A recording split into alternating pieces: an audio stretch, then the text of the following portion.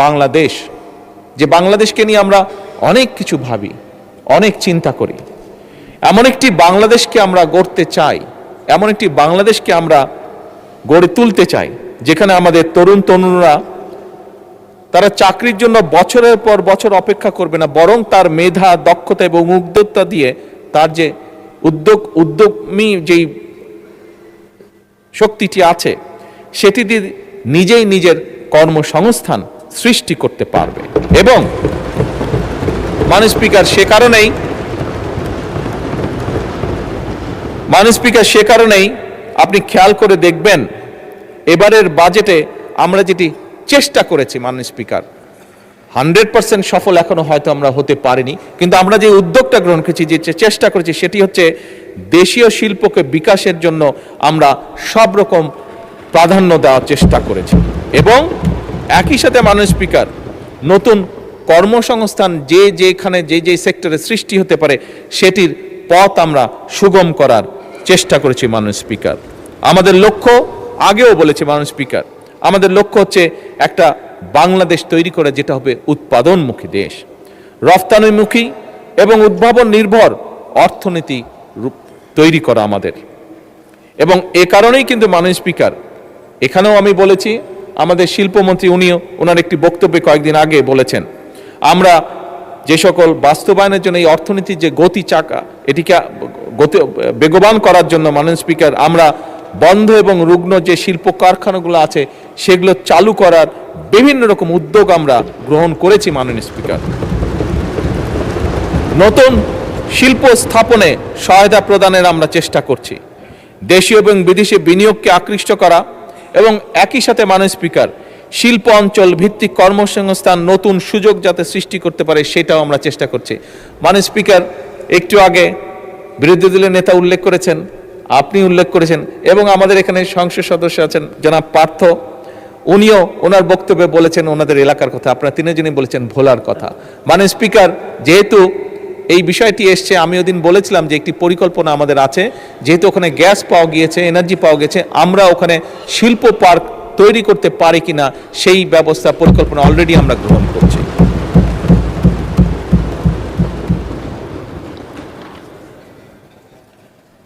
মাননীয় স্পিকার, একজন উদ্যোক্তা যেন সহজে তার ব্যবসা শুরু করতে পারেন এবং বাণিজ্যের প্রসার ঘটাতে পারেন, সেজন্য যে সকল আইন কানুন আছে বর্তমানে এই বাজেটের মাধ্যমে আমরা সেই আইন কানুনগুলোকে সহজ করে সে যাতে সহজে লোন বা ফান্ডিং পেতে পারে সেটাকেও উদ্যোগ গ্রহণ করা হয়েছে। এবং একই সাথে মাননীয় স্পিকার, উৎপাদিত যে পণ্য সেটার বাজার বৃদ্ধিতে সহায়তা করার যে সকল বাস্তব পদক্ষেপ গ্রহণ করা যায় আমরা সেই পদক্ষেপগুলো গ্রহণ করছি পর্যায়ক্রমিকভাবে। মাননীয় স্পিকার, এগুলো তো গেল প্রচলিত শিল্পের কথা। কতগুলো শিল্প আছে যেগুলো নিয়ে সাধারণত আমরা কথা বলি না, হয়তো সেমিনার সিম্পোজিয়ামে আমরা সেগুলো নিয়ে আলাপ করি, কিন্তু এই শিল্পগুলোর গুরুত্ব কিন্তু অপরিসীম, আমরা সেভাবে দেখি না বা চিন্তা করি না বলে আমরা সেটা হয়তো অনেক সময় বুঝে উঠতে পারি না। এই শিল্পগুলোর সাথে বিরাট একটি অংশ জড়িত আছে, যার মধ্যে বিরাট একটি অংশ হচ্ছেন আমাদের মা বোনেরা। একই সাথে অনেক তরুণীও এই শিল্পগুলির সাথে জড়িত। মাননীয় স্পিকার, এবং এই খাতটির যে নামে পরিচিত সেটিকে বলে ক্রিয়েটিভ ইকোনমি। মাননীয় স্পিকার, কেউ হয়তো জিজ্ঞেস করতে পারেন এই ক্রিয়েটিভ ইকোনমির মধ্যে কারা কারা পড়তে পারে। এর মধ্যে মাননীয় স্পিকার, চলচ্চিত্র পড়ে, থিয়েটার পড়ে, সঙ্গীত পড়ে, ডিজিটাল কন্টেন্ট পড়ে, ওটিটি পড়ে, গেমিং পড়ে, ডিজাইন পড়ে, ফ্যাশন পড়ে, সফটওয়্যার পড়ে, পর্যটন, এমনকি খেলাধুলা, এই সকল সেক্টরগুলি এর মধ্যে মোটামুটিভাবে ইনক্লুডেড। মাননীয় স্পিকার, এই সেক্টরগুলোর মধ্যে লক্ষ কোটি মানুষ জড়িত। আমরা এই সেক্টরগুলোর উপরে জোর দিতে চাই এবং এখান থেকে এই সেক্টরগুলোকে আমরা আরো ভাইব্রেন্ট করে গড়ে তুলতে চাই। এবং সে কারণেই মাননীয়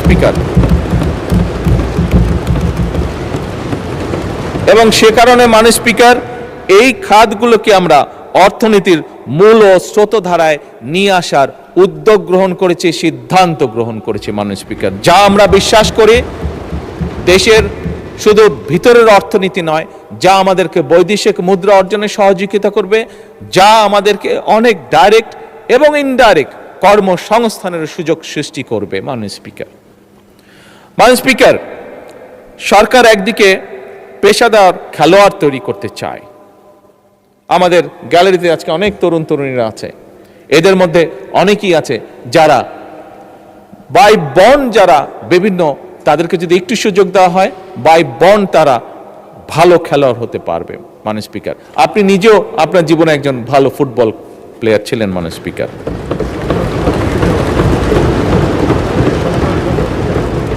স্পিকার, এই লক্ষ্যে ক্রীড়ার বিভিন্ন ইভেন্টে দেশে বিদেশে সাফল্য অর্জনকারী যে খেলোয়াড় আছে, মাননীয় স্পিকার, এইবারই প্রথমবারের মতন আমরা একটা জাতীয় সম্মানী কাঠামোর আয়তায় এদেরকে নিয়ে এসেছি এবং তাদেরকে আমরা অর্থনৈতিক সহায়তা প্রদান করছি।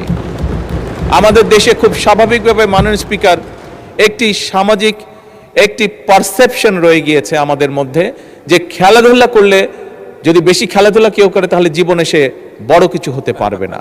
কিন্তু মাননীয় স্পিকার, খেলাধুলাও যে একটি প্রফেশন হতে পারে, এটি আমার মনে হয় এই সংসদে বোধহয় আপনি খুব হাতে গোনা দু একজনের মধ্যে আপনি একজন মানুষ যে ভালো করে জানেন যে খেলাধুলা ক্যান বিকাম এ প্রফেশন, এবং আমরা এটিকে মাননীয় স্পিকার এটিকে আমরা তুলে ধরতে চাই। এই খেলাধুলার প্রফেশন হতে হবে, এর মাধ্যমে আমরা আমাদের ভবিষ্যৎ প্রজন্মের যারা সদস্য তাদেরকে, যারা এই খেলাধুলায় ভালো তাদেরকে আমরা প্যাট্রোনাইজ করতে চাই, তাদেরকে সেইটাকে পেশা হিসেবে আমরা শক্তিশালীভাবে গড়ে তুলতে চাই। মাননীয় স্পিকার, অপরদিকে দেশে খেলাধুলায় যে শিক্ষা কারিকুলামে আমরা স্পোর্টসকে একটি বিষয় হিসেবে অন্তর্ভুক্ত করতে চাই। আমাদের যে রেগুলার কারিকুলাম আছে তার মধ্যে আমরা স্পোর্টসকে নিয়ে আসতে চাই। এই ব্যাপারে কাজ চলছে, ইনশাল্লাহ আগামী এক বছরের মধ্যে আমরা এটার প্রতিফলন দেখতে পাবো। মাননীয় স্পিকার, নতুন কুড়ি আমরা যারা আছি, আপনারা সহ মাননীয় স্পিকার, যে এইজ গ্রুপটা আছে আমরা কম বেশি সবাই নতুন কুড়ি শব্দটির সাথে পরিচিত, যেটি শহীদ রাষ্ট্রপতি জিয়াউর রহমান চালু করেছিলেন এই দেশের সেই সময়কার শিশু কিশোর যারা ছিল তাদের ভিতরে যে প্রতিভা ছিল, সেই প্রতিভাগুলো, কালচারাল প্রতিভা যেগুলো ছিল সেটিকে বের করে নিয়ে আসা, তাদেরকে আরো কনফিডেন্ট ভাবে গড়ে তোলা। মাননীয় স্পিকার, সেই নতুন কুড়িরই চালু হয়েছে এবং নতুন কুড়ির আরেকটি নতুন ভার্সনও আমরা চালু করেছি, সেটি হচ্ছে স্পোর্টস। মাননীয় স্পিকার, আমরা নতুন কুড়িতে যেরকম আমাদের আগামী প্রজন্মরা, ভবিষ্যৎ প্রজন্মরা তাদের কোয়ালিটিসগুলোকে বের করে নিয়ে আসবে, ঠিক খেলাধুলার ক্ষেত্রে আমরা নতুন কুড়ি চালু করেছি।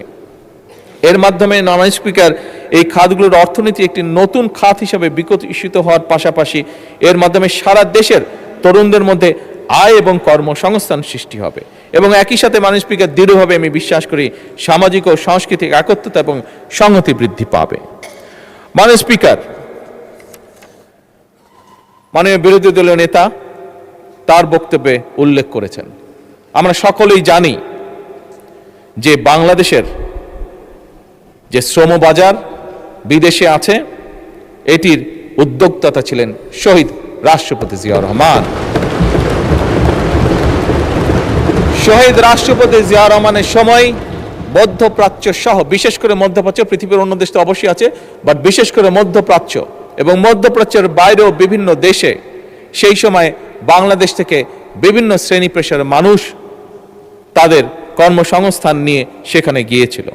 মাননীয় স্পিকার, শহীদ জিয়ার সেই ধারাবাহিকতাটাকে রক্ষা করে বর্তমান সরকার বৈশ্বিক শ্রমবাজারে আরো বেশি সংখ্যক দক্ষ জনশক্তি জন্য নতুন নতুন বৈদেশিক কর্মসংস্থানের সুযোগ সৃষ্টি করার চেষ্টা করছে। মাননীয় স্পিকার, এবং শুধু তাই নয়, প্রবাসী বাংলাদেশিরা আমরা জানি আমাদের অর্থনীতিতে একটি শক্তিশালী ভূমিকা রাখেন এবং সে কারণে মাননীয় স্পিকার আমরা কাজ করছি, এই যে প্রবাসীরা যখন দেশে ফিরেন তাদের বা বিদেশেই থাকেন তাদেরকে অনেক সময় অনেক সমস্যার সম্মুখীন হতে হয়। এই সমস্যার সম্মুখীন যেগুলা তারা হন, এইগুলো যাতে কিছুটা হলেও তাদেরকে আমরা রিলিফ দিতে পারি, সেই জন্য মাননীয় স্পিকার আমরা একটি কার্ডের উপরে কাজ করছি, যেটির নাম আমরা দিয়েছি প্রবাসী কার্ড, এবং এই কার্ডের মাধ্যমে আমরা তাদেরকে তাদের যে প্রাত্যহিক যে সমস্যাগুলো সেগুলো কিভাবে তাদেরকে রিলিফ দেওয়া যায় সেখানে সেই ব্যবস্থাটি আমরা রাখছি। মাননীয় স্পিকার, যে কোনো দেশের অর্থনীতি বিদ্যুৎ ও জ্বালানির উপরে ভীষণভাবে নির্ভরশীল। যে দেশের কথা